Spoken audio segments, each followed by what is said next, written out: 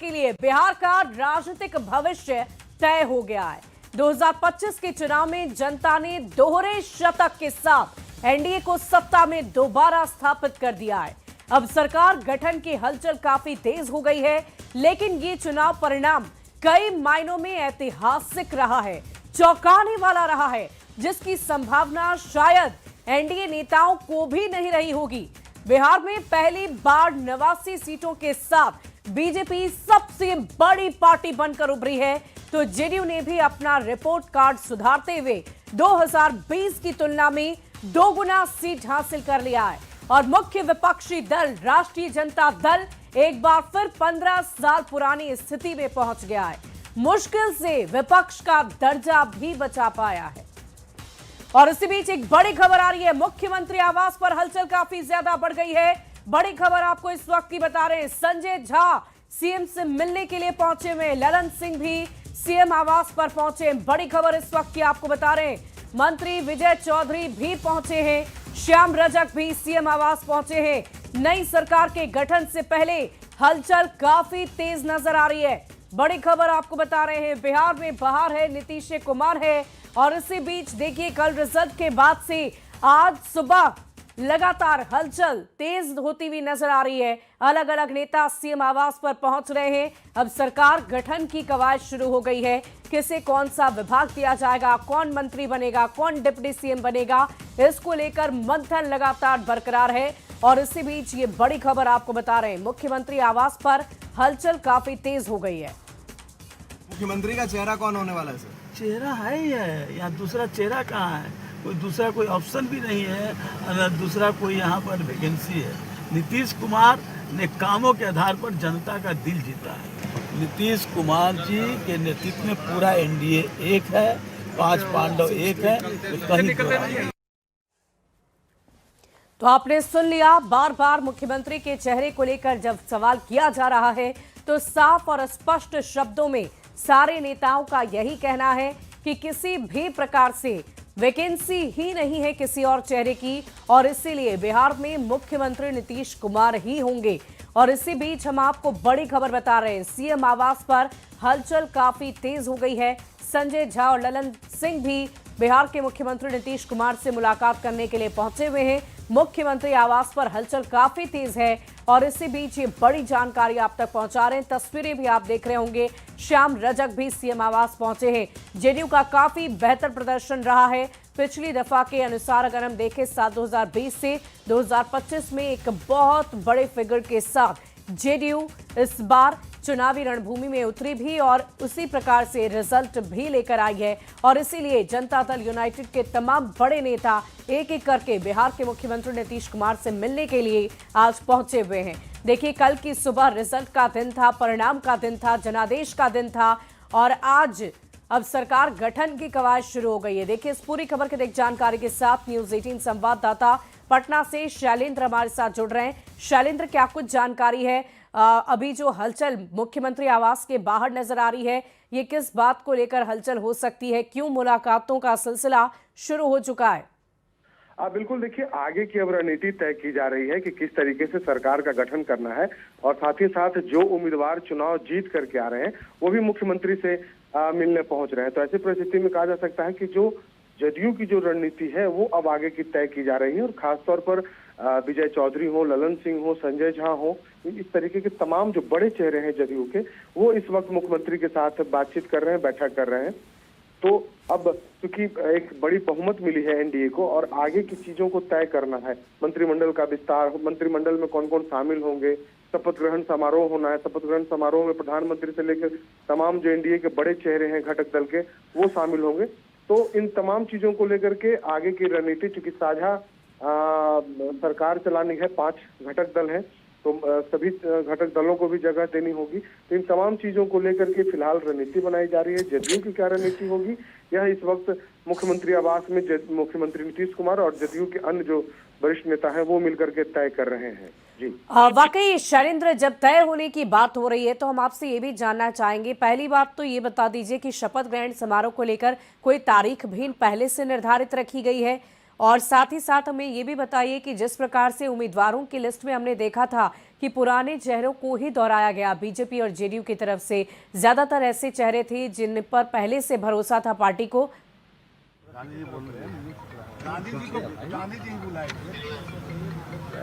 नाम बता दीजिए सर, नाम बता दीजिए। अरुण माझी। अंदर से कॉल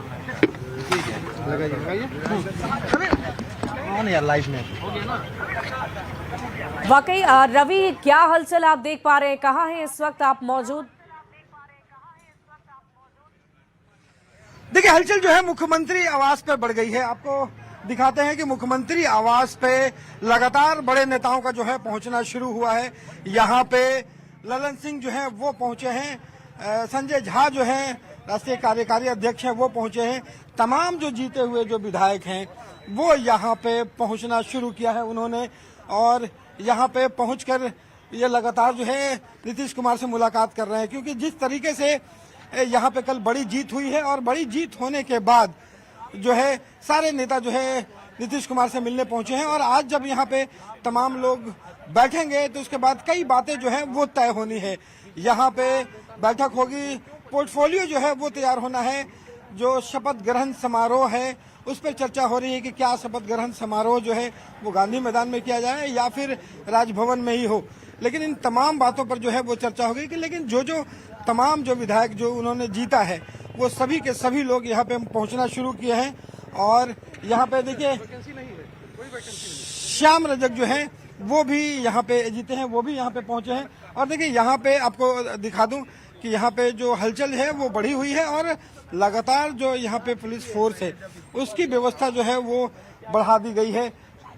और ये जो है वो लगातार तस्वीरों में आप देख रहे हैं कि एक एक करके जो विधायक है वो यहाँ पे पहुंच रहे हैं। और देखना होगा कि यहाँ पे कई बातें जो शामिल हुई, क्योंकि ये इस बार जो गठबंधन को जो प्रचंड बहुमत मिला है, बीजेपी जो है सबसे बड़ी पार्टी के रूप में आई है, और उसके बाद जो लोजपा है उन्होंने भी बड़ी सीटें जो है वो यहाँ पे जीती है। तो क्या बाकी रवि, हम आपसे ये भी जानना चाहेंगे कि एक तरफ जहाँ बीजेपी और जेडीयू ने अपने उम्मीदवारों की लिस्ट में भी पुराने चेहरों को, मुख्यमंत्री से मुलाकात भी हुई, क्या बातें हुई? मुख्यमंत्री से मिलते रहते हैं। आज चूंकि कल चुनाव का रिजल्ट लेट से आया हमारा, उसके बाद हम रात में नहीं आ सके। सुबह में आकर के उनसे आशीर्वाद लेना और उनको शुभकामना देना ये मेरा कर्तव्य था, वो मैं किया हूँ। लगातार बड़े कैबिनेट को लेकर के जो अब होना है, कैबिनेट नया तैयार होगा, क्या नया इसमें? ये तो माननीय मुख्यमंत्री जी के अधिकार के तहत है। माननीय मुख्यमंत्री जो नेता है हमारे नीतीश कुमार जी, वो तय करेंगे, उसमें कोई किसी का कोई मतलब नहीं है कि बड़े दिन के बाद आपकी भी बड़ी जीत हुई है, अभी मंत्री बनना तय है आपका? हमको नहीं पता, जनता ने मुझे सेवा करने के लिए चुना है, मैं सेवा करूँ। नीतीश जी से जब मुलाकात हुई, नीतीश जी ने क्या कहा? नीतीश जी से हमारे नेता हैं, मैं कार्यकर्ता हूँ उनका, तो वो कुछ राजनीति बात ही न करेंगे और हमको कुछ टिप्स देंगे। तो टिप्स उन्होंने दिया है कि जनता की सेवा करो। शपथ ग्रहण समारोह कहाँ हो रही है, कुछ बातचीत हुई? ये सब उनके सीमा के अंतर्गत है, सब मुख्यमंत्री जो है वो तय करेंगे। तो देखिए लगातार जो है वो लोग मिल करके आ रहे हैं। श्याम रजक जो है उनकी मुलाकात अभी हुई है और बहुत सालों के बाद जो है उन्होंने फिर से चुनाव जीता है, तो माना जा रहा है कि अभी मंत्रिमंडल में शामिल हो सकते हैं। लेकिन अभी की जो लगातार कह लें कि मुख्यमंत्री में मिलने वालों का जो सिलसिला है वो जारी है। जी वाकई रवि, हम आपसे ये जानना चाहेंगे कि क्या कोई तारीख भी पहले से निर्धारित रखी गई थी कि अगर हम जीतते हैं तो इस दिन हम शपथ ग्रहण समारोह करेंगे? देखिए यहाँ पे एनडीए की तरफ से इसकी कोई तारीख जो है फिलहाल तय नहीं की गई है। तेजस्वी ने भले ही कहा था कि 18 तारीख को जो है हम शपथ ग्रहण करेंगे, जो उनके हिस्से में नहीं आया, लेकिन एनडीए की तरफ से कोई तारीख तय नहीं है। लेकिन जो बिहार का मंत्रिमंडल है, जो इसकी जो सीमा है वो समय सीमा 22 तारीख को खत्म हो रही है। इससे पहले 22 तारीख से पहले सरकार जो है वो बन जानी चाहिए। तो अमूमन माना जा रहा है। चलिए, वाकई रवि, देखने वाली बात होगी कि कब तक इन सारी बातों पर निर्णय लिया जाता है, किसी किसी मंत्रिमंडल में जगह दी जाती है। क्या उम्मीदवारों की तरह ही पुराने चेहरों पर ही एक बार फिर से मंत्रिमंडल में भी विश्वास दिखाया जाता है, ये आने वाले भविष्य में पता चलेगा।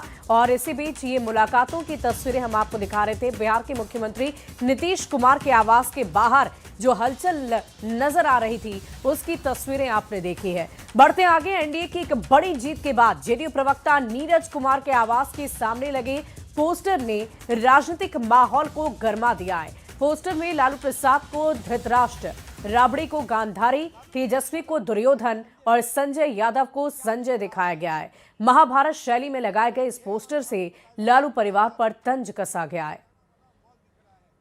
बिहार विधानसभा के नतीजे आ गए हैं और जिसमें एनडीए को प्रचंड बहुमत मिली है और ये विधानसभा का चुनाव किसी महाभारत से कम नहीं था। लेकिन पटना के सड़कों पर लगा महाभारत के दृश्य का एक और जो तस्वीर है वो चर्चा का विषय बना हुआ है। यहाँ पे जरा देखिए, एक महाभारत के जो पात्र के रूप में लालू परिवार को दिखाया गया है और महाभारत की जगह महाबिहार लिखा हुआ आपको दिखाई पड़ेगा। और इस पूरे दृश्य में लालू प्रसाद यादव जो है वो धृतराष्ट्र की भूमिका में दिखाई पड़ रहे हैं। तेजस्वी जो है उनको दिखाया गया है दुर्योधन, और साथ में जो तस्वीर लगी है संजय की, जदयू के मुख्य जो प्रवक्ता हैं नीरज कुमार, उनके आवास के ठीक सामने ये लगा तस्वीर जो है वो चर्चा का विषय बना गया है। ये धृतराष्ट्र के रूप में है राजनीति के, और अपने पुत्र दुर्योधन जो राजनीतिक दुर्योधन है, इनका जिद पात्रता नहीं है लेकिन हमें मौका दो, और गांधारी के रूप में है, आंख पर पट्टी बंधा हुआ है, पूछ रहे हैं संजय कैसा क्या दिख रहा है, यह बोल रहे हैं कि मॉल दिख रहा है। लेकिन स्थान बदल गया, अब हस्तिनापुर नहीं, महुआ बाग में जो शानदार किला बन रहा है वहां पर महुआ बाग बनने वाला था। यह एक महत्वपूर्ण संकेत पूरे एक चित्रण के माध्यम से बिहार की राजनीति के संदर्भ में बिल्कुल सटीक है। विपक्षी और विरोधियों पर जो है वो जदयू तंज कस रही है और तस्वीर के जरिए बड़े सवाल खड़े कर रही है। कैमरा पर्सन संत के साथ रवि एस नारायण, न्यूज 18 पटना। और देखिए, भले ही इस चुनाव में महागठबंधन की करारी हार हुई हो, लेकिन 2025 के विधानसभा चुनाव में वोट शेयर के मामले में आरजेडी 23% के आंकड़े के साथ सबसे आगे है। वोट पाने के मामले में आरजेडी करोड़पति, जबकि बीजेपी और जेडीयू लखपति ही हो पाए। आरजेडी को इस चुनाव में कुल 1 करोड़ 11 लाख वोट मिले, वहीं बीजेपी 99 लाख वोट ही पा सकी है। आरजेडी को सबसे ज्यादा 23% वोट मिले हैं, वहीं बीजेपी को 20.08% और जेडीयू को 19.25% वोट लेने में वो कामयाब रही। अब आपको हम ग्राफ के जरिए भी बताते हैं कि कहां क्या स्थिति रही है। और देखिए, जो आपको नारंगी रंग में ये पाई चार्ट नजर आ रहा होगा, इसमें 20.08% वोट शेयर बीजेपी का रहा है। इतने लोगों ने बीजेपी को वोट किया है। वहीं राष्ट्रीय जनता दल आपको नजर आ रहा होगा 23% राष्ट्रीय जनता दल का वोट शेयर रहा, जो हम आपको दिखा रहे हैं। देखिए, BJP 20.08, RJD 23%, AIMIM Akhtarul Rahman की पार्टी 1.85%, वहीं जनता दल यूनाइटेड नीतीश कुमार की पार्टी 19.25%, इंडियन नेशनल कांग्रेस 8.71%, वहीं बहुजन समाज पार्टी की बात कर ले तो 1.62% रही। वहीं चिराग पासवान की पार्टी की अगर हम बात करें तो 4.97% और सीपीआईएमएल माले की बात करें तो 2.84%। वहीं अदर्स का जो वोट शेयर रहा है वो भी आप देखिए 22.26%। तो इसीलिए हम कह रहे हैं कि राष्ट्रीय जनता दल करोड़पति रही, बाकी अन्य पार्टियां जो है वो लखपति रही। वोटों का जो शेयर देख रहे हैं, जो प्रतिशत देख रहे हैं, वो हम आपको बता रहे हैं। और देखिए, इसी बीच 2020 का जो वोट प्रतिशत रहा वो भी हम आपको समझा देते हैं। 19.46% बीजेपी का वोट शेयर रहा, वहीं 5.66% चिराग पासवान की पार्टी का रहा था और जेडीयू का 15.39%। राष्ट्रीय जनता दल पिछली दफा भी यानी कि साल 2020 में भी जब चुनाव हुए तो 23.11% राष्ट्रीय जनता दल का वोट प्रतिशत रहा, वहीं कांग्रेस का 9.48% और अदर्स 22.26% और लेफ्ट की पार्टियां 4.64%। तो ये वोट शेयर हम आपको बता रहे थे 2020 का भी और 2025 का भी। और सबसे अहम और खास बात ये रही कि 2025 से 30 के लिए बिहार के जनादेश की कुछ और रोचक बातें भी आपको बता रहे हैं। देखिए, भोजपुर के संदेश सीट से जेडीयू के राधा चरण शाह को सिर्फ 27 वोट के अंतर से जीत मिली है।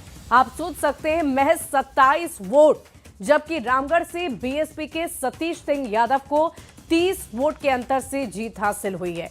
2020 में सतीश सिंह 189 वोटों से चुनाव हार गए थे, लेकिन इस बार 30 वोट की बढ़त से उनको जीत मिली है। ढाका की बात करें तो राष्ट्रीय जनता दल के फैसल रहमान 178 वोटों से जीते, वहीं संदेश से जेडीयू के राधा चरण शाह 27 वोटों से जीते और इसके अलावा रामगढ़ से बीएसपी के सतीश सिंह यादव 30 वोटों से जीते और साथ ही अज्ञाओं से बीजेपी के महेश पासवान 95 वोटों से उन्होंने जीत हासिल की है।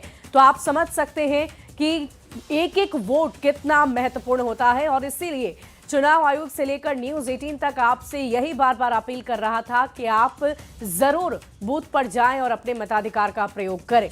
बढ़ते आगे, बिहार चुनाव में एनडीए को डबल सेंचुरी वाला बहुमत मिलने के बाद गदगद पीएम मोदी जब कल शाम को कार्यकर्ताओं को संबोधित करने आए तो उन्होंने बिहार में निवेशकों को न्योता दिया ताकि औद्योगिक विकास के रास्ते पर बिहार तेजी से आगे बढ़ सके। बिहार के नौजवानों को बिहार में ही रोजगार मिले, इसके लिए लगातार काम किया जाएगा। बिहार में निवेश आएगा, ये निवेश और ज्यादा नौकरियां लाएगा।